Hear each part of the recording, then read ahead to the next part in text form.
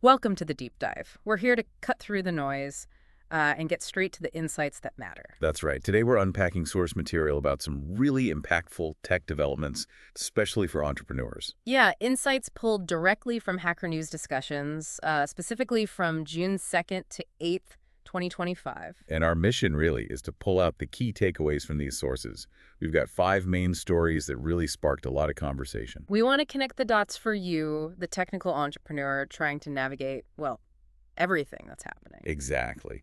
Forget scrolling endless threads. We're drilling down into the arguments, the tech details, and maybe most importantly, the opportunities hiding in there, all based on the source material provided. And we've got quite a mix today. There's this huge AI coding debate. Oh, yeah, that was big. A pretty surprising link between a tax rule and layoffs, the whole YouTube versus self-hosting thing, Hey, OpenAI's data challenges, and a neat technical step forward in streaming. okay, let's get started. Really dig in. Absolutely. Lots to cover. So let's kick off with what the sources suggest was, well, maybe the biggest conversation driver that week, the great AI coding debate. It all seemed to start with this Hacker News post from user Tablet Corey titled, "My AI skeptic friends are all nuts." Pretty provocative. And the numbers cited, wow, they really tell a story. Over 2,200 upvotes, nearly 3,000 comments. Yeah, that's massive engagement. It clearly shows this isn't some niche topic. It's hitting a real nerve in the developer community. Just highlights how divided people are. And the sources mention Thomas Paycheck, who's a known voice, jumping in to defend AI coding tools. Which apparently, added more fuel to the fire for some. Definitely. But what's really interesting looking at the source discussions is that it's not just about can AI code. That's almost beside the point. Right, it's deeper. It's about the impact. How does it change programming culture? What skills matter now?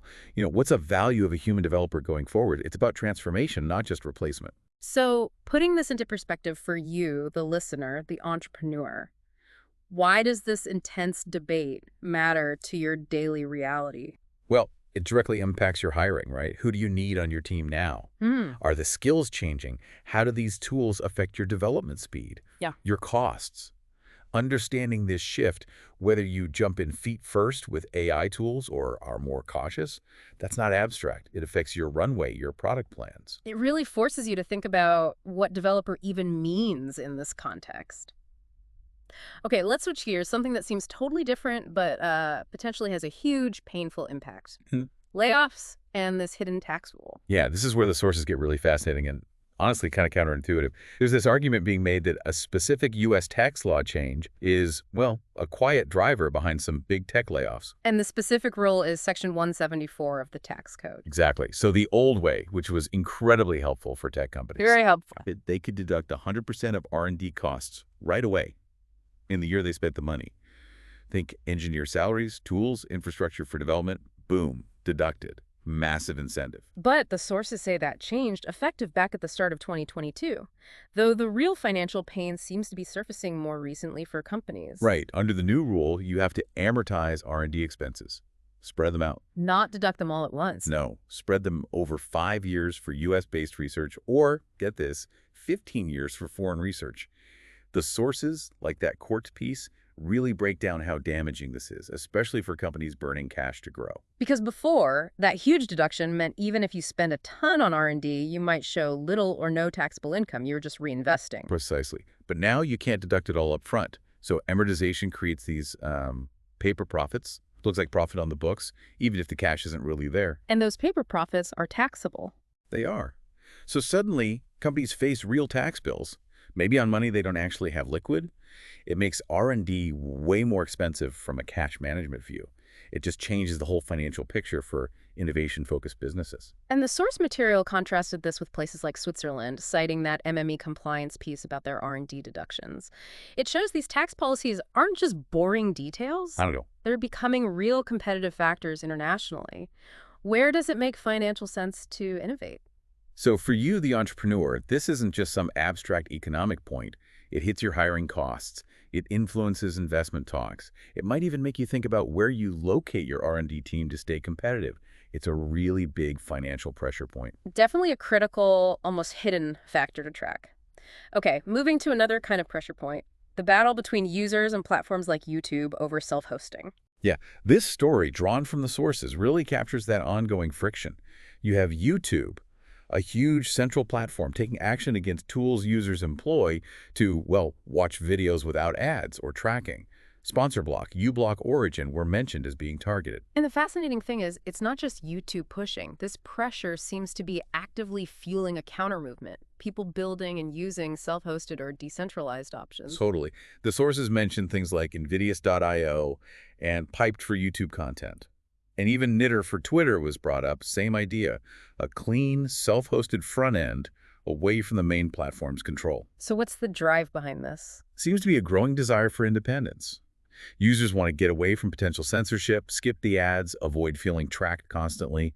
It's a signal that, for some people at least, the platform convenience isn't worth the trade-offs in privacy and control anymore. So looking at this trend, what's the opportunity or signal for entrepreneurs here? Well, this distrust in big central platforms creates a real market opening. If you can build alternatives, decentralized, user-controlled, privacy-first services, whether for video, social, whatever, you're tapping into a genuine user need.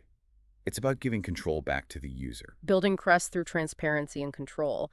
And, speaking of big platforms and data, the sources also touched briefly on OpenAI facing legal challenges over data retention. That's right. The material indicated legal scrutiny specifically around how long OpenAI holds on to data, probably user data, maybe training data. The specifics weren't fully detailed in the source provided. But connecting it back to that self-hosting trend, it just underlines this whole theme, right? Data privacy, how big tech companies handle our information, especially with AI models. Yeah.